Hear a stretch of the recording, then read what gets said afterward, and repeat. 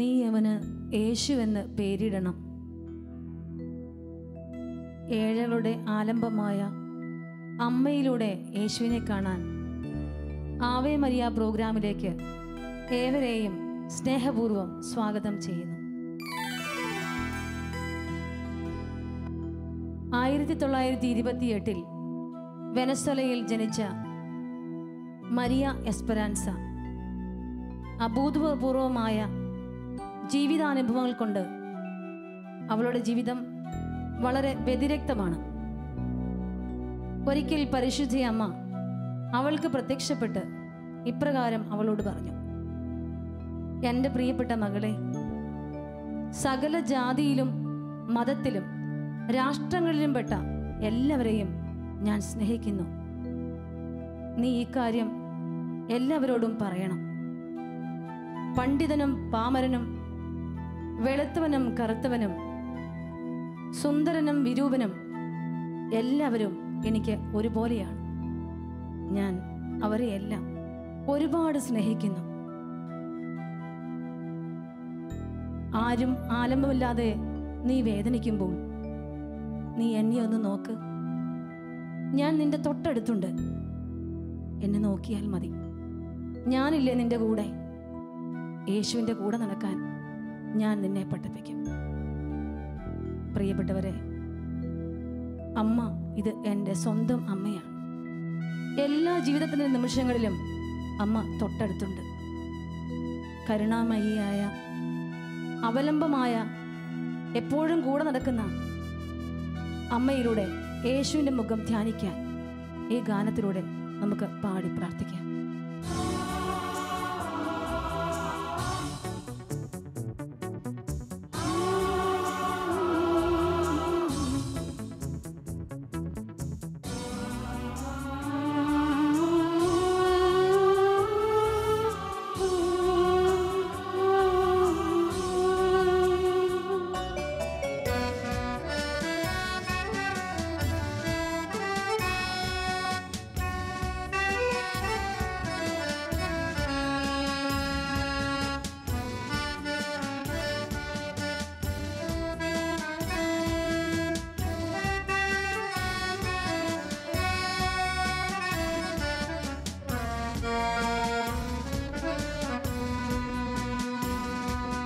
പരിശുദ്ധ കന്യാ മറിയമേ, ഏഴകൾക്കാശ്രയമേ, ആലംബഹീനരാം മക്കൾക്കു നീ കൂട്ടായിരിക്കണമേ. അമ്മേ, കൂട്ടായിരിക്കണമേ. പരിശുദ്ധ കന്യാ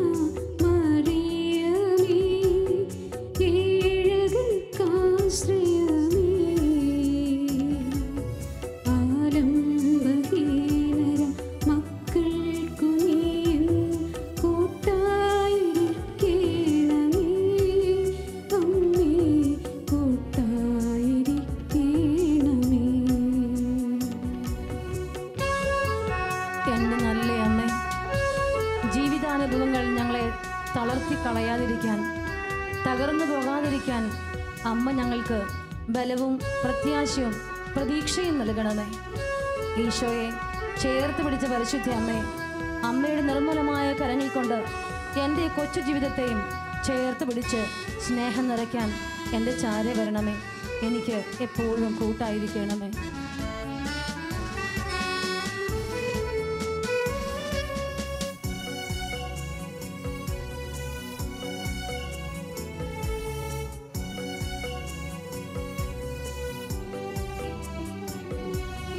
ജീവിത വീതി കാലിടറിടുമ്പോൾ പാതയിൽ ദീപമായി വന്നു.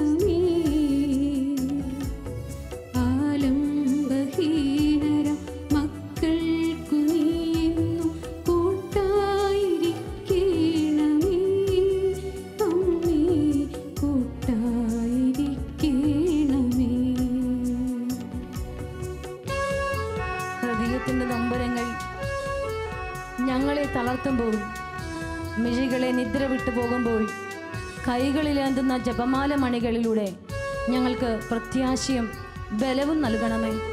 മുന്നോട്ട് പോകാനുള്ള ധൈര്യവും അമ്മേ ഞങ്ങൾക്ക് പകർന്നു നൽകണമേ. യോഹന്നാൻ ശ്ലീഹ ഈശോയുടെ നെഞ്ചിലേക്ക് ചേർന്ന് കിടന്നത് പോലെ അമ്മയുടെ മാറിടത്തിൽ ഞങ്ങളെ ചേർത്ത് പിടിച്ച് സ്നേഹവും ശക്തിയും ഊഷ്മളതയും ഞങ്ങൾക്ക് പകർന്നു തന്ന് ഞങ്ങളെ ബലപ്പെടുത്തണമേ. ഞങ്ങളോട് ചേർന്നിരിക്കണമേ.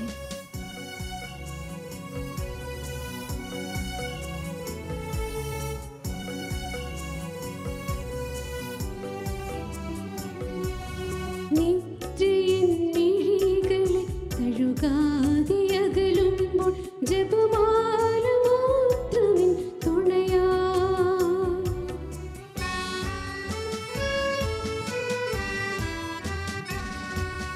നിദ്രയിൻ മിഴികളെ കഴുകാതെ അകലുമ്പോൾ ജപമാല മാത്രമിൻ തുണയാ.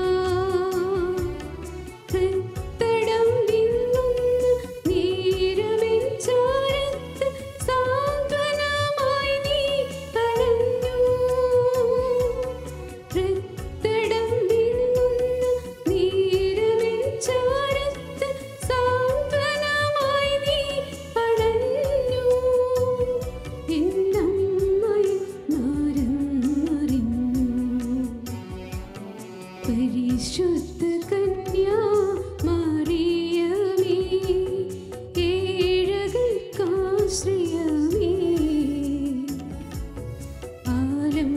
ആലംബഹീനരാം മക്കൾക്കു നീ എന്നും കൂട്ടായിരിക്കണമേ. അമ്മേ കൂട്ടായിരിക്കണമേ.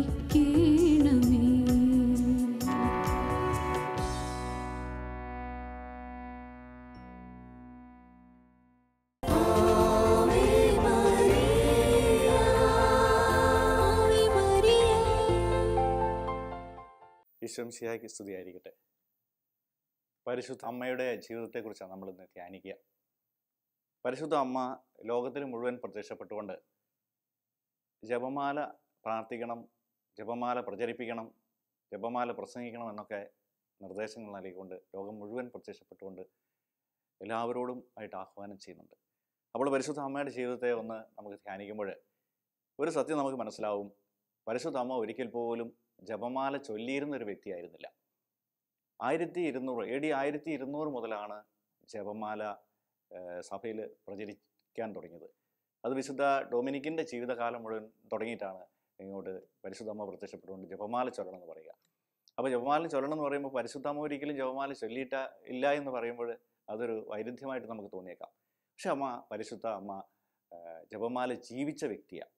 അമ്മയുടെ ജീവിതമാണ് ജപമാല എന്ന് പറയുന്നത്. നമുക്കറിയാം, ജപമാല ഒരു കുരിശിൽ തുടങ്ങി, ജപമാലയുടെ തലയ്ക്കൽ കുരിശുണ്ടല്ലോ, ആ കുരിശിൽ തുടങ്ങി അത് റൗണ്ട് എത്തിച്ചേരുമ്പോൾ ആ കുരിശിൽ തന്നെ എത്തിച്ചേരുകയാണ്. എന്ന് പറഞ്ഞാൽ നമ്മളൊക്കെ ദൈവത്തിൽ നിന്ന് ജനിക്കുന്നു, ഈ ഭൂമിയിൽ കുറേ നാളായി കർത്താവിൽ ദൈവത്തിൽ എത്തിച്ചേരേണ്ടവരാ. അപ്പോൾ ഈ കുരിശിൽ തുടങ്ങുന്ന ആ ജപമാല പിന്നീടുള്ളതിൻ്റെ മണികളെക്കുറിച്ച് നമ്മൾ ധ്യാനിക്കുകയാണെങ്കിൽ ഒരുപാട് കാര്യങ്ങൾ, എനിക്ക് തോന്നുന്നൊരു 20ഓളം രഹസ്യങ്ങൾ ഇപ്പോൾ സഭ അതിലൂടെ രക്ഷാകര രഹസ്യങ്ങൾ ധ്യാനിച്ചുകൊണ്ടാണ് നമ്മൾ ആ കുരിശിൽ നിന്ന് തുടങ്ങുന്ന പ്രാർത്ഥന അത് തിരിച്ച് കുരിശിലെത്തുമ്പോൾ സംഭവിക്കുക. 4 ജപമാല പൂർത്തിയാകുമ്പോൾ അതിലൊരു ജപമാല ചെല്ലുമ്പോൾ തന്നെ നമുക്ക് മനസ്സിലാകും ആ ജപമാലയിൽ തന്നെ എന്തുമാത്രം പ്രാർത്ഥനകളാണ് അടങ്ങിയിരിക്കുക. ഒന്നാമതായി കർത്തൃപ്രാർത്ഥന, ഈശോ പഠിപ്പിച്ച പ്രാർത്ഥനയാണ്. 6 പ്രാവശ്യത്തോളം നമ്മൾ ഈ കർത്തൃപ്രാർത്ഥന പ്രാർത്ഥിക്കുന്നുണ്ട്. അതിനുശേഷം വരുന്നത് ത്രിത്വസ്തുതികൾ, അതും പല പ്രാവശ്യം നമ്മൾ ത്രിത്വത്തെ സ്തുതിക്കുന്നു. അതിനുശേഷം പരിശുദ്ധ അമ്മയെക്കുറിച്ച് പറയുന്ന നന്മ നിറഞ്ഞ മറിയമേ എന്ന പ്രാർത്ഥനയാണ്. അത് ദൈവത്തിൻ്റെ വചനം തന്നെയാണ്. ദൈവദൂതൻ പറഞ്ഞ വാക്കുകൾ, അതുപോലെ തന്നെ എലീശോയിലൂടെ പരിശുദ്ധാത്മാവ് പറയിപ്പിച്ച വാക്കുകൾ, അത് ദൈവത്തിൻ്റെ വചനമാണ്. അവസാനം സഭ കൂട്ടിച്ചേർക്കുന്നത് ഞങ്ങൾക്ക് വേണ്ടി അപേക്ഷിക്കണമെന്നൊരു പ്രാർത്ഥന. അപ്പം അങ്ങനെ ഈ ജപമാല തന്നെ നമ്മൾ നോക്കുമ്പോൾ അതിൻ്റെ എല്ലാ മണികളിലൂടെയും വലിയൊരു രക്ഷാകര ചരിത്രത്തിൻ്റെ സംഭവങ്ങൾ ധ്യാനിച്ചുകൊണ്ടാണ് നമ്മളവിടെ എത്തിച്ചേരുന്നത്. അപ്പം പരിശുദ്ധ അമ്മയെക്കുറിച്ച് ധ്യാനിക്കുക എന്ന് പറഞ്ഞാൽ ഈ വിഷയങ്ങളെല്ലാം ധ്യാനിക്കുമ്പോൾ ഇത് മുഴുവനും ഹൃദയത്തിൽ സ്വന്തമാക്കിയിരുന്നവളാണ് പരിശുദ്ധ അമ്മ. അതെല്ലാം ഹൃദയത്തിൽ സംഗ്രഹിച്ചുകൊണ്ടാണ് അമ്മയുടെ ജീവിതം കടന്നുപോയത്. ഇന്ന് കത്തോലിക്ക സഭയിലെ നല്ല ശതമാനം കുടുംബങ്ങളിൽ, എനിക്ക് തോന്നുന്നു 95% കുടുംബങ്ങളിലും ഈ ജപമാല ഭക്തി വിശുദ്ധ കുർബാന കഴിഞ്ഞാൽ ഏറ്റവും നല്ലൊരു പ്രാർത്ഥനാ രീതിയാണ് ജപമാല. ഞാൻ ഈ പറഞ്ഞ രീതിയിൽ ഇതുപോലെ രക്ഷാകര ചരിത്ര സംഭവങ്ങൾ മുഴുവൻ ധ്യാനിക്കുന്നത് കൊണ്ട് ഏറ്റവും മനോഹരമായ പ്രാർത്ഥനയാണ്. അത് പിശാചിൽ നിന്ന് നമ്മളെ മോചിപ്പിക്കുന്നു, അത് രക്ഷാകരമാക്കുന്നു, അത് സൗഖ്യം തരുന്നു, അത് നമ്മളെ വിശുദ്ധിയിൽ വളർത്തുന്നു. അങ്ങനെ ഒരുപാട് കാര്യങ്ങൾ. അപ്പോൾ അമ്മയുടെ ജീവിതത്തെക്കുറിച്ച് ധ്യാനിക്കുമ്പോൾ അമ്മയുടെ ജീവിതം എന്തായിരുന്നു എന്ന് മനസ്സിലാക്കുമ്പോഴാണ് നമ്മൾ ആ ജപമാല പ്രാർത്ഥനയുടെ പ്രാധാന്യം മനസ്സിലാക്കുക. അമ്മയുടെ ജീവിതത്തിൽ നിരന്തരമായ ഒരു പ്രാർത്ഥന, എപ്പോഴും പ്രാർത്ഥനയായിരുന്നു അമ്മയുടെ ജീവിതത്തിൽ ഉണ്ടായിരുന്നത്. അപ്പോൾ അതുകൊണ്ട് തന്നെ സഭയിൽ നിന്ന് പഠിപ്പിക്കുന്നു, നിരന്തരമായ പ്രാർത്ഥന നമ്മളെല്ലാവരും എത്തിക്കണം. അത് കത്തോലിക്ക സഭയുടെ മതബോധന ഗ്രന്ഥം 2743 ഖണ്ഡികയിൽ വളരെ കൃത്യമായിട്ട് പറഞ്ഞിരിക്കുക, നിരന്തരമായി പ്രാർത്ഥിക്കണം. അപ്പോൾ ഒന്നാമത് അമ്മയിൽ വിളങ്ങിയിരുന്ന വലിയൊരു പുണ്യമാണ് ഈ പ്രാർത്ഥന എന്നത്. അമ്മ എപ്പോഴും ദൈവത്തോട് ബന്ധപ്പെട്ടുകൊണ്ടിരുന്നു. എല്ലാ സമയങ്ങളിലും അമ്മ ദൈവമായിട്ടുള്ള ഒരു ബന്ധമുണ്ടായിരുന്നു. ദൈവവചനം എപ്പോഴും അമ്മയുടെ ഹൃദയത്തിലുണ്ടായിരുന്നു. അവളത് മുഴുവൻ ഹൃദയത്തിൽ സംഗ്രഹിച്ചു എന്നാണ് തിരുവചനത്തിൽ എഴുതി വെച്ചിരിക്കുന്നത്. അപ്പോൾ അതുകൊണ്ട് തന്നെ അമ്മയുടെ ജീവിതം മുഴുവൻ ഒരു പ്രാർത്ഥനയായിരുന്നു. അതുപോലെ തന്നെ നമ്മളായിരിക്കുവാനായിട്ടാണ് അമ്മ ആഗ്രഹിക്കുന്നത്. അതുകൊണ്ടാണല്ലോ കത്തോലിക്ക സഭ എന്ന് പറയുന്നത് പരിശുദ്ധ അമ്മയുടെ പ്രതീകമാണ്. കാരണം അമ്മ, ക്രിസ്തുവിൻ്റെ അമ്മ എന്ന് പറയുന്നത് ക്രിസ്തുവിൻ്റെ ഭൗതിക ശരീരമായ സഭ പ്രഖ്യാപിക്കുന്നതൊക്കെ അമ്മയുടെ പ്രഖ്യാപനം തന്നെയാണ്. അതുകൊണ്ടാണ് അമ്മ പറഞ്ഞത്, മക്കളെ എല്ലാവരും പ്രാർത്ഥിക്കണം, ജപമാല ചൊല്ലി പ്രാർത്ഥിക്കണം, ലോകം മുഴുവൻ വേണ്ടി പ്രാർത്ഥിക്കണം എന്ന് പറയാം. അപ്പോൾ അങ്ങനെ പ്രാർത്ഥനയുടെ മനുഷ്യരായിരിക്കുവാനാണ് അമ്മ നമുക്ക് ബോധ്യങ്ങൾ തരിക. അപ്പോൾ നിരന്തരം പ്രാർത്ഥിക്കുക. അപ്പോൾ എങ്ങനെയാണ് നിരന്തരം പ്രാർത്ഥിക്കുക? ചിലപ്പോൾ ചില ആൾക്കാരൊക്കെ ചോദിച്ചിട്ടുണ്ട്, എങ്ങനെ എപ്പോഴും പ്രാർത്ഥിക്കാൻ പറ്റുക? അത് ദേവാലയത്തിൽ അങ്ങനെ പോയിരിക്കാൻ പറ്റുമോ? എപ്പോഴും മുട്ടുമേൽ കുത്തി നിൽക്കാൻ പറ്റുമോ? അല്ലെങ്കിൽ എപ്പോഴും ബൈബിൾ വായിച്ചുകൊണ്ടിരിക്കാൻ പറ്റുമോ? അപ്പോൾ എപ്പോഴും ജപമാലയെ പിടിച്ചുകൊണ്ട് അങ്ങനെ പ്രാർത്ഥിച്ചുകൊണ്ട് നടക്കാൻ പറ്റുമോ? അപ്പോൾ ജീവിതത്തിൽ മറ്റുള്ള കാര്യങ്ങളൊക്കെ ചെയ്യണ്ടേ എന്നുള്ള ചില സംശയങ്ങളൊക്കെ ചിലർ ചോദിക്കാനുള്ളത്. ഞാൻ പറയുന്നു, ഈ കത്തോലിക്ക സഭ പഠിപ്പിക്കുന്ന ഒരു പ്രത്യേക കാര്യം വെച്ച് ധ്യാനിച്ചാൽ തന്നെ നമുക്ക് മനസ്സിലാകും. അതായത് ഈ മതബോധന ഗ്രന്ഥത്തിൻ്റെ 2743 ഖണ്ഡിക അത് വായിച്ച് നോക്കുമ്പോൾ കൃത്യമായിട്ട് മനസ്സിലാകും. ഒരു വ്യക്തി, ഇപ്പോൾ അതിന് ഉദാഹരണം അവിടെ പറഞ്ഞിരിക്കുന്നത്, ഒരു വ്യക്തി കടയിൽ ജോലി ചെയ്യുന്ന ഒരു വ്യക്തിയാണെങ്കിൽ ആ കടയിൽ ജോലി ചെയ്യുന്ന വ്യക്തി തൻ്റെ ആ പ്രവൃത്തി തുടങ്ങുന്ന സമയത്ത് ഒന്ന് പ്രാർത്ഥനയോടെ തുടങ്ങിക്കഴിഞ്ഞാൽ അന്ന് ചെയ്യുന്ന ജോലി മുഴുവനും പ്രാർത്ഥനയാണെന്നാണ് ആ മതബോധന കേന്ദ്രം പഠിപ്പിക്കുന്നത്. അപ്പോൾ അത് തന്നെ അവനവൻ ചെയ്യുന്ന പ്രവൃത്തി തന്നെ ഒരു പ്രാർത്ഥനയായി മാറുന്നു. രണ്ടാമതൊരു വീട്ടമ്മ, അങ്ങനെയെങ്കിലും ഒരു വീട്ടമ്മ തൻ്റെ പ്രവൃത്തി രാവിലെ തുടങ്ങുമ്പോൾ, അടുക്കളയിൽ ജോലി തുടങ്ങുന്നു, കറിക്കരിയാനും അല്ലെങ്കിൽ വെള്ളം എടുത്ത് അടുപ്പിൽ കൊണ്ടുവെക്കാനും അല്ലെങ്കിൽ അടുപ്പിൽ തീ കത്തിക്കാനും, ഇങ്ങനെ തുടങ്ങുന്ന ആ ജോലി തുടങ്ങുന്നതിന് മുമ്പ് തന്നെ ഒന്ന് പ്രാർത്ഥനയോടെ തുടങ്ങിക്കഴിഞ്ഞാൽ ആ അടുക്കള ഒരു പ്രാർത്ഥനാലയമായിട്ട് മാറുകയാണ്. വീണ്ടും ഒരു കുട്ടി പഠിക്കുവാനായിട്ട് തുടങ്ങുമ്പോൾ ആ പഠിക്കുവാനായിട്ട് തുടങ്ങുന്ന ആ കാര്യങ്ങൾക്ക് മുമ്പ് ആ പഠിക്കുന്ന വിഷയങ്ങൾ, പഠിക്കുന്ന പുസ്തകം, പഠിപ്പിക്കുന്ന അധ്യാപകരെ ഇതൊന്ന് സമർപ്പിച്ച് പ്രാർത്ഥനയോടെ തുടങ്ങിക്കഴിഞ്ഞാൽ ആ പഠിക്കുന്ന മുറി ഒരു പ്രാർത്ഥനാ മുറിയായിട്ട് മാറുകയാണ്. അവൻ്റെ പഠിപ്പ് എന്ന് പറയുന്നത് ഒരു പ്രാർത്ഥനയായിട്ട് മാറുകയാണ്. ഇനി ഒരു അധ്യാപകനെ സംബന്ധിച്ചിടത്തോളം ആ വ്യക്തി ക്ലാസ് എടുക്കാനായിട്ട് ക്ലാസ് മുറിയിലേക്ക് കയറുമ്പോൾ ആ കുട്ടികളെയൊക്കെ ഒന്ന് സമർപ്പിച്ച്, ഇന്നെടുക്കാൻ പോകുന്ന വിഷയത്തെ ഒന്ന് സമർപ്പിച്ച് ഒന്ന് പ്രാർത്ഥനയോടെ അത് തുടങ്ങിക്കഴിഞ്ഞാൽ അത് ഒരു പ്രാർത്ഥനയുടെ മുറിയായിട്ട് ആ ക്ലാസ് മാറുകയാണ്. ഇനി ഒരു ഡോക്ടറെ സംബന്ധിച്ച് ആ ഡോക്ടർ ഒരു രോഗികളെ പരിശോധിക്കാനായിട്ട് ആശുപത്രിയിലെത്തി തുടങ്ങുന്നതിന് മുമ്പ് ദൈവം തന്ന ആ കഴിവിന് നന്ദി പറഞ്ഞുകൊണ്ട്, ദൈവം തന്ന ആ ബുദ്ധിക്ക് നന്ദി പറഞ്ഞുകൊണ്ട്, ദൈവം തന്ന ആ അനുഗ്രഹത്തിന് നന്ദി പറഞ്ഞുകൊണ്ട് രോഗികളെ തൻ്റെ അടുത്തേക്ക് വിടുന്നവരെല്ലാം കർത്താവേ നിൻ്റെ കരങ്ങളിൽ ഏൽപ്പിക്കുന്നു പ്രാർത്ഥനയോടെ തുടങ്ങിക്കഴിഞ്ഞാൽ തനിക്ക് കിട്ടിയിരിക്കുന്ന കഴിവും തനിക്ക് കിട്ടിയിരിക്കുന്ന ബുദ്ധിയും ഈ വ്യക്തിക്ക് കൊടുക്കാൻ പോകുന്ന മരുന്ന് സൃഷ്ടിച്ച ദൈവത്തെ ഓർത്തുകൊണ്ട് പ്രാർത്ഥനയോടെ തുടങ്ങിക്കഴിഞ്ഞാൽ ആ ആസ്പത്രി ഒരു നിത്യാരാധന ചാപ്പലായിട്ട് മാറും എന്നാണ് സഭ പഠിപ്പിക്കുന്നത്. വീണ്ടും ഒരു നേഴ്സിനെ സംബന്ധിച്ച് പറയുകയാണെങ്കിൽ അവർ ജോലി തുടങ്ങുന്നതിന് മുമ്പ് അവർ ആ ജോലി ചെയ്യുന്ന സ്ഥാപനത്തെ സമർപ്പിച്ച് അല്ലെങ്കിൽ ആ വാർഡിനെ സമർപ്പിച്ച് അവിടെ കിടക്കുന്ന രോഗികളെ സമർപ്പിച്ച് ഒന്ന് പ്രാർത്ഥനാപൂർവ്വം അത് തുടങ്ങുകയാണെങ്കിൽ ആ വാർഡ് ഒരു പ്രാർത്ഥനാ ആലയമായിട്ട് മാറും, അല്ലെങ്കിൽ ഒരു പ്രാർത്ഥനാ ചാപ്പലായിട്ട് മാറും എന്നാണ് സഭ പഠിപ്പിക്കുന്നതിൽ നമുക്ക് മനസ്സിലാകുക. അതുപോലെ തന്നെ ഒരു വാഹനം ഓടിക്കുന്ന വ്യക്തിയാണെങ്കിൽ താൻ വാഹനം ഓടിക്കാൻ തുടങ്ങുന്നതിന് മുമ്പ് തന്നെ ആ വാഹനം പോകുന്ന വഴികൾ, ആ വാഹനത്തിൽ യാത്ര ചെയ്യുന്നവർ, അതിലൂടെ പോകുന്ന മറ്റ് വാഹനങ്ങൾ എല്ലാവരെയും ഒന്ന് സമർപ്പിച്ച് പ്രാർത്ഥനയോടെ തുടങ്ങിക്കഴിഞ്ഞാൽ ആ വാഹനം ഒരു പ്രാർത്ഥനാലയമായിട്ട് മാറി. അങ്ങനെ ഒരു പ്രാർത്ഥനാലയമായിട്ട് മാറും. ഒരു കൃഷിക്കാരൻ തൻ്റെ കൃഷിയിടങ്ങളിലേക്ക് പോകുമ്പോൾ ആദ്യത്തെ ആ ജോലി തുടങ്ങുന്നതിന് മുമ്പ് തന്നെ ഒന്ന് പ്രാർത്ഥനയോടെ തുടങ്ങിക്കഴിഞ്ഞാൽ ആ കൃഷിയിടം ഒരു പ്രാർത്ഥനാലയമായിട്ട് മാറുമെന്നാണ്. ഇവിടെ നമ്മളൊക്കെ ഉറങ്ങാൻ പോകുന്നവരാണ്. ആ ഉറങ്ങാൻ പോകുന്നതിന് മുമ്പ് ആ കടപ്പറയും ഉറങ്ങാൻ പോകുന്ന സമയവും ദൈവം നിൻ്റെ കരങ്ങളിൽ ഉറങ്ങുവാനായിട്ട്, നിന്നോട് ചേർന്ന് ഉറങ്ങുവാനായിട്ട്, ഇന്നത്തെ ഉറക്കം നിന്നോട് കൂടി ആയിരിക്കട്ടെ എന്ന പ്രാർത്ഥനയോടെ തുടങ്ങുകയാണെങ്കിൽ തൻ്റെ ഉറക്കമുറി ഒരു പ്രാർത്ഥനാലയമായിട്ട് മാറും, ഒരു പ്രാർത്ഥനാ മുറിയായിട്ട് മാറും. അതുതന്നെ ദമ്പതികൾക്ക് തൻ്റെ കിടപ്പറ അതൊരു പ്രാർത്ഥനാലയമായിട്ട് മാറും. അതുപോലെ തന്നെ നമ്മുടെ ഒരു ഏതെങ്കിലുമൊക്കെ ഒരു വ്യക്തി ഇങ്ങനെ എന്തെങ്കിലുമൊക്കെ ജോലി ചെയ്യാനായിട്ട് തുടങ്ങുമ്പോഴത്തേക്കും ആ പ്രവർത്തനങ്ങളെല്ലാം ഈശോയ്ക്ക് സമർപ്പിച്ച് പ്രാർത്ഥനാപൂർവ്വം ചെയ്യുമ്പോൾ അതൊരു പ്രാർത്ഥനയുടെ ഫലമായിട്ട് മാറും. ഒരിക്കലും ഞാനൊരു സംഭവം ഓർക്കുന്നത് ഇങ്ങനെയാണ്. ഒരു നേഴ്സ്, അമേരിക്കയിൽ ജോലി ചെയ്ത നേഴ്സാണ്. അവൾ ജോലിക്കിടയിൽ അന്ന് ജോലി ചെയ്തുകൊണ്ടിരുന്ന സ്ഥാപനത്തിൽ കാണാൻ ചെന്ന രോഗി അത് അവിടുത്തെ ഹൈക്കോടതി ചീഫ് ജസ്റ്റിസ് ആയിരുന്നു. ആ ഹൈക്കോടതി ജസ്റ്റിസ് ഏതാണ്ടൊരു മരണാവസ്ഥയിൽ എത്തി നിൽക്കുക. കോമ സ്റ്റേജിലാണ് അദ്ദേഹത്തിൻ്റെ ജീവിതം. കഴുത്തിലേക്ക് പോയിട്ട് തളർന്ന് കിടക്കുന്ന ഒരു രോഗി. അങ്ങനെ രോഗിക്ക് മരുന്ന് കൊടുക്കാൻ നേരത്ത് ആ നേഴ്സ് ആ രോഗിയുടെ അടുത്ത് ചോദിച്ചു, സാറേ ഞാനൊന്ന് പ്രാർത്ഥിച്ചോട്ടെ ഇന്ന് മരുന്ന് തരുന്നതിന് മുമ്പ്. ഒരു കൊച്ചു പെൺകുട്ടിയാണ്, ഒരു മലയാളി പെൺകുട്ടിയാണ്. അങ്ങനെ അവൾ ചോദിച്ച് വേഗം മുട്ടുകുത്തി ആ മുറിയിലുണ്ടായിരുന്ന കുരിശ് രൂപത്തെ നോക്കിക്കൊണ്ട് പ്രാർത്ഥനയോടെ അവൾ ആ മരുന്നൊക്കെ എടുത്തു വെച്ചപ്പോൾ ഇദ്ദേഹം ഷൗട്ട് ചെയ്തുകൊണ്ട് പറഞ്ഞു, ഹോയ് എനിക്ക് വേണ്ടി ഇതിനെ പ്രാർത്ഥിച്ചത്, എനിക്ക് വിശ്വാസമില്ല, ഞാൻ ദൈവത്തിൽ വിശ്വസിക്കുന്ന വ്യക്തിയല്ല, ദൈവമൊന്നുമില്ല, അത് മാത്രമേ അനങ്ങുന്നുള്ളൂ. എങ്കിലും അദ്ദേഹം അത് ഇങ്ങനെ വിളിച്ചു പറഞ്ഞപ്പോൾ ആ കുട്ടി പ്രാർത്ഥനയെല്ലാം കഴിഞ്ഞ് എഴുന്നേറ്റ് അദ്ദേഹത്തോട് ചോദിച്ചു, സാറേ അങ്ങ് ഈ അമേരിക്കയുടെ നീതിപീഠത്തിൻ്റെ ഉന്നത സ്ഥാനത്തിരിക്കുന്ന വ്യക്തിയാണ്. ആ നിലയ്ക്ക് ഞാനൊന്ന് ചോദിച്ചോട്ടെ, ഏത് നിയമപുസ്തകത്തിലാണ് താൻ വിശ്വസിക്കുന്ന ദൈവത്തോട് പ്രാർത്ഥിക്കരുത് എന്ന് പറഞ്ഞിരിക്കുന്നത്? അദ്ദേഹത്തിന് ഒന്നും പറയാനുണ്ടായില്ല. ഏതൊക്കെയായാലും ഈ കുട്ടി പ്രാർത്ഥന കഴിഞ്ഞ് മരുന്നും കൊടുത്തു. അദ്ദേഹത്തിന് മറുപടി പറയാനുണ്ടാകാത്തത് കൊണ്ട് ആ മരുന്ന് സ്വീകരിച്ചു. ആ നേഴ്സ് പോവുകയും ചെയ്തു. കുറച്ച് സമയം കഴിഞ്ഞപ്പോൾ ഇവരുടെ ഇദ്ദേഹത്തിൻ്റെ കൈകളൊക്കെ അനങ്ങാൻ തുടങ്ങി, വിരലുകൾ അനങ്ങാൻ തുടങ്ങി. ആദ്യം കൈയുടെയും കാലിൻ്റെയും ഒക്കെ. കുറച്ച് കഴിഞ്ഞപ്പോഴത്തേക്കും കാലിലേക്കും കയ്യിലേക്കും ഒക്കെ എന്തോ ഒന്ന് തരിച്ചു കയറുന്ന പോലെ തോന്നി. അങ്ങനെ കുറേ സമയം കഴിഞ്ഞപ്പോഴത്തേക്കും അതിൻ്റെ ശരീരം മുഴുവൻ ചലിക്കുന്നതായിട്ട് തോന്നി. അദ്ദേഹത്തിന് കാലനക്കാൻ പറ്റുന്നു, കൈയനക്കാൻ പറ്റുന്നു. അങ്ങനെ മണിക്കൂറുകൾക്കുള്ളിൽ അദ്ദേഹം എഴുന്നേറ്റിരിക്കുന്ന ഒരു വ്യക്തിയായിട്ട് മാറി. അങ്ങനെ ഒരു ദിവസം കഴിഞ്ഞ് 2 ദിവസം കഴിയുമ്പോഴത്തേക്ക് അദ്ദേഹം എഴുന്നേറ്റ് നടക്കാൻ തുടങ്ങി. കാര്യങ്ങളെല്ലാം ക്രമമായിട്ട് ചെയ്യാൻ തുടങ്ങി. അപ്പോഴത്തേക്കും ആൾക്കാരെല്ലാം തിരിച്ചു വന്നു. എല്ലാവരും ഉപേക്ഷിക്കപ്പെട്ട ഒരു അവസ്ഥയിലേക്ക്, കാരണം മരണത്തിൻ്റെ പക്കത്ത് നിൽക്കുന്ന വ്യക്തിയാണ്. അപ്പം ഉപേക്ഷിക്കപ്പെട്ട വ്യക്തിയിൽ യുക്തിവാദികളും നിരീശ്വരവാദികളും ഒക്കെ ആയിരുന്നു അദ്ദേഹത്തിൻ്റെ കൂടെ ഉണ്ടായിരുന്നവർ. അവരൊക്കെ തിരിച്ചു വന്നു. വലിയ സന്തോഷമായി. അങ്ങനെ ഇദ്ദേഹത്തെ കാണാൻ വരുന്നു. വലിയ സന്തോഷത്തോടെ അദ്ദേഹം ആസ്പത്രി ഡിസ്ചാർജ് ചെയ്യുക. അങ്ങനെ ഡിസ്ചാർജ് ചെയ്ത് പോകുന്ന സമയത്ത് ആ വ്യക്തി ഈ റൂമിൽ നിന്നിറങ്ങി പുറമെ ആൾക്കാരിങ്ങനെ കാത്തു നിൽക്കുന്നു, കൊണ്ടുപോകാൻ കാറൊക്കെ ആയിട്ട് വന്ന് കാത്തു നിൽക്കുന്നു. അദ്ദേഹം പോയത് നേരെ ചാപ്പലിലേക്കാണ്. അപ്പം വിളിച്ച് ചോദിക്കുന്നുണ്ട് മറ്റുള്ളവർ, ഏയ് ബോസ് എങ്ങോട്ടായി പോകുന്നത്? അപ്പോൾ ഉടനെ പറഞ്ഞു, നിങ്ങളുടെ ബോസ് മരിച്ചുപോയി, നിങ്ങളുടെ ബോസ് മരിച്ചുപോയി. ഇത് പുതിയ വ്യക്തിയാണ്, ഇത് ദൈവം എനിക്ക് തന്ന ജീവിതമാണ്. അതുകൊണ്ട് ഇനി ഞാൻ പ്രാർത്ഥനാലയത്തിലേക്കാണ് പോകുന്നത്. എൻ്റെ ജീവിതം ഇനി പ്രാർത്ഥനയാക്കി മാറ്റും. എൻ്റെ പ്രിയപ്പെട്ടവരെ, ഇത് നമുക്ക് മനസ്സിലാകുന്നത് തീർച്ചയായിട്ടും നമ്മുടെ ജീവിതം നിരന്തരം പ്രാർത്ഥനയായിട്ട് സമർപ്പിക്കാനുള്ളൊരു വിളിയാണ്. അതാണ് പരിശുദ്ധ അമ്മ നമ്മളെ കാണിച്ചു തരുന്നത്. അമ്മ നിരന്തരമായിട്ട് പ്രാർത്ഥിക്കുന്ന വ്യക്തിയാണ്. നമുക്കറിയാലോ, നന്മ നിറഞ്ഞ മറിയമേ എന്ന പ്രാർത്ഥന ചൊല്ലി അവസാനം അതിനകത്ത് ഞങ്ങൾക്ക് വേണ്ടി പ്രാർത്ഥിക്കണമെന്നാണ് നമ്മൾ കൂട്ടിച്ചേർക്കുക. ഞങ്ങൾക്ക് വേണ്ടി പ്രാർത്ഥിക്കണമേ. എന്തായി ഞങ്ങൾക്ക് വേണ്ടി എന്ന് പറയുക?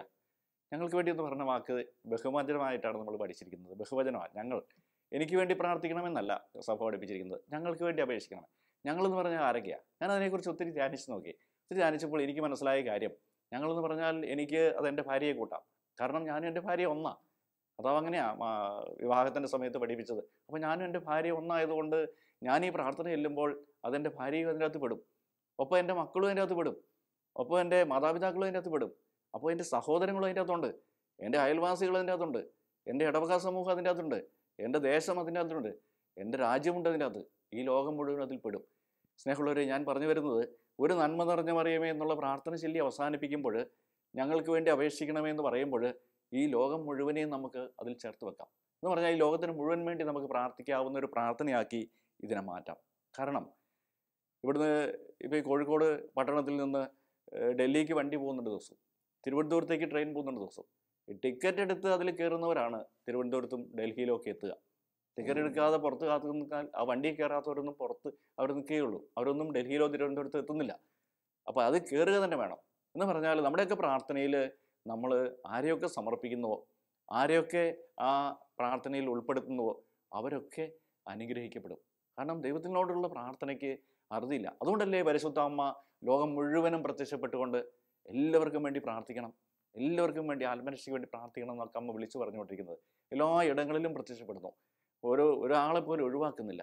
അത് രാജ്യം ഒഴിവാക്കുന്നില്ല, ദേശം ഒഴിവാക്കുന്നില്ല, ജാതി വ്യത്യാസമില്ലാതെ ഏത് ജാതിയിൽപ്പെട്ടതായാലും അമ്മയ്ക്ക് പ്രിയപ്പെട്ടതാണ്. അതുകൊണ്ട് അമ്മ എല്ലാവർക്കും വേണ്ടി പ്രാർത്ഥിക്കണമെന്ന് എപ്പോഴും ഇങ്ങനെ നമുക്ക് വേണ്ടി പ്രാർത്ഥന ചോദിക്കുക. അപ്പോൾ അതുകൊണ്ട് അമ്മയോട് ചേർന്നുള്ള പ്രാർത്ഥന ജീവിതം എന്ന് പറയുന്നത് അമ്മയുടെ ജീവിതം തന്നെയാണ്. അമ്മ നിരന്തരമായിട്ട് പ്രാർത്ഥിച്ചിരുന്ന വ്യക്തിയാണ്. എല്ലാ നിമിഷങ്ങളിലും എല്ലാ കാര്യങ്ങളും പ്രാർത്ഥനയാക്കി മാറ്റിയ വ്യക്തിയാണ്. അതുകൊണ്ട് നമ്മുടെ ജീവിതവും ഇങ്ങനെ പ്രാർത്ഥനയാക്കി മാറ്റാനാണ് അമ്മ ആഗ്രഹിക്കുന്നത്. അങ്ങനെ നമ്മുടെ പ്രാർത്ഥനയുടെ മനുഷ്യരായി തീരാനാണ് നമ്മളിൽ നിന്ന് ദൈവം പ്രതീക്ഷിക്കുന്നതും.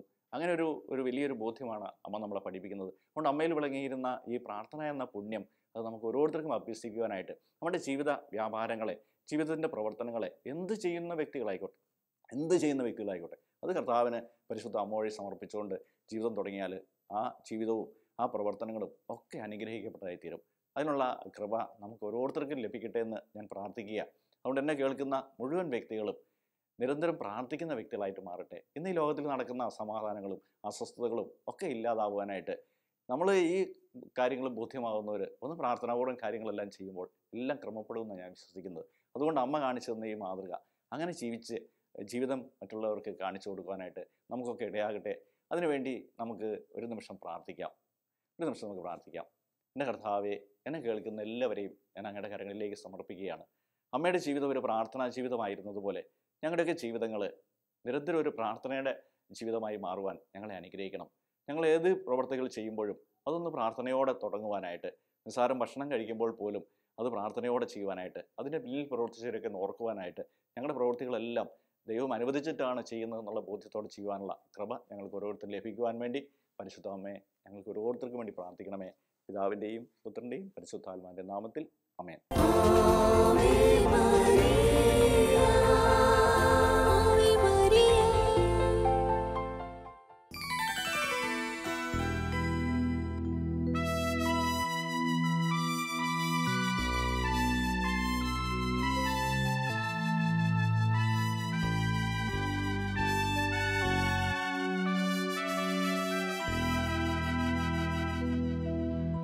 നിന്റെ ഹൃദയത്തിൽ ഒരു വാൾ തുളച്ചു കയറും.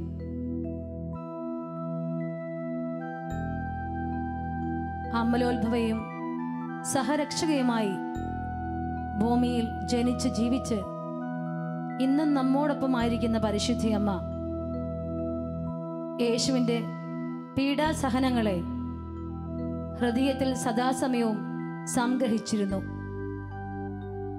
പുത്രന്റെ സഹനവേളകളിൽ തളർന്നു പോകാതിരിക്കാൻ അമ്മ നിത്യവും സദാസമയവും പിതാവായ ദൈവത്തോട് പ്രാർത്ഥിച്ചിരുന്നു ആത്മബലത്തിനായി. നമ്മളെ പഠിപ്പിക്കുകയാണ് പരിശുദ്ധി അമ്മ സഹനത്തിൻ്റെ വേളകളിൽ എങ്ങനെ സഹനങ്ങളെ അഭിമുഖീകരിക്കണമെന്ന്. ഈ ഗാനത്തിലൂടെ നമുക്കും അമ്മയുടെ ചൈതന്യവും ശക്തിയും സംഭരിക്കാൻ ശ്രമിക്കാം. പരിശുദ്ധി അമ്മേ, ഞങ്ങളെ ബലപ്പെടുത്തണമേ, അനുഗ്രഹിക്കണമേ, പഠിപ്പിക്കണമേ എന്ന് ഈ ഗാനത്തിലൂടെ പാടാം, പ്രാർത്ഥിക്കാം.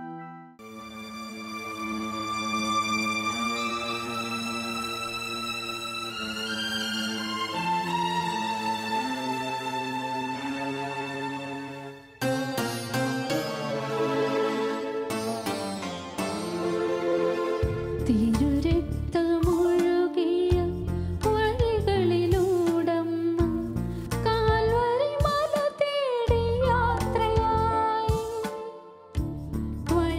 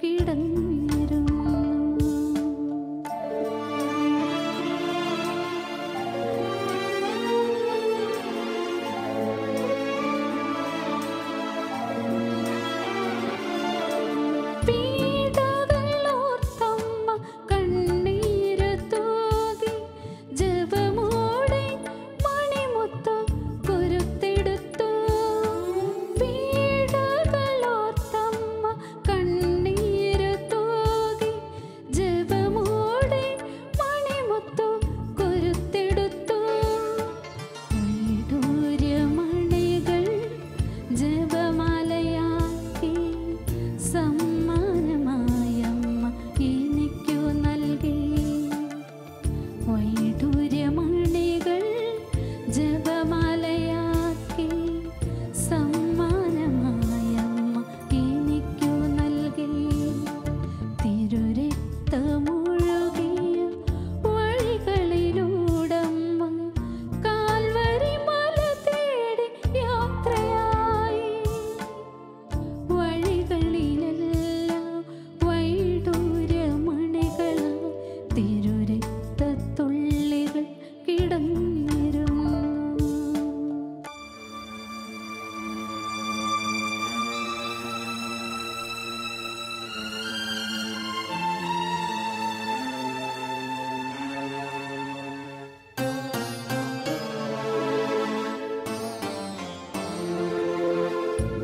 സഹനങ്ങളേറുന്ന നേരമെൻ മനസ്സിൽ മൃദുവായി ജപമാല ചൊല്ലിടുമ്പോൾ. സഹനങ്ങളേറുന്ന നേരമെൻ മനസ്സിൽ മൃദുവായി ജപമാല ചൊല്ലിടുമ്പോൾ.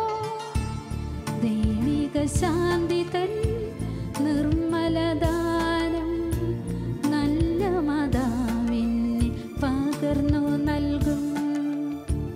ദൈവിക ശാന്തി തൻ നിർമ്മലദാനം നല്ല മാതാവിന് പകർന്നു നൽകും. തിരുരക്തമൊഴുകിയ വഴികളിലൂടമ്മ കാൽവരി മല തേടി യാത്രയായി. വഴികളിലെല്ലാം വൈഡൂര്യമണികളാൽ തിരുരക്തത്തുള്ളികൾ കിടന്നിരുന്നു.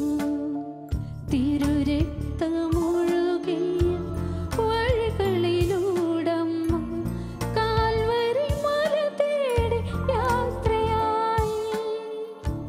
വഴികളിലെല്ലാം വൈഡൂര്യമണികളാൽ തിരുരക്തത്തുള്ളികൾ കിടന്നിരുന്നു. എനിക്കായി കണ്ണീർ ചിന്തി പ്രാർത്ഥിച്ച പരിശുദ്ധ അമ്മയോട് ചേർന്ന് നമുക്ക് പ്രാർത്ഥിക്കാം. എൻ്റെ അമ്മേ, എൻ്റെ ശരണവും ശക്തിയുമാകണമേ. വിശ്വാസത്തോടെ നമുക്ക് പ്രാർത്ഥിക്കാം. എൻ്റെ അമ്മേ, എൻ്റെ ശരണവും ശക്തിയുമാകണമേ. ഒരിക്കൽ കൂടെ പ്രാർത്ഥിക്കാം. എൻ്റെ അമ്മേ, എൻ്റെ ശരണവും ശക്തിയുമാകണമേ.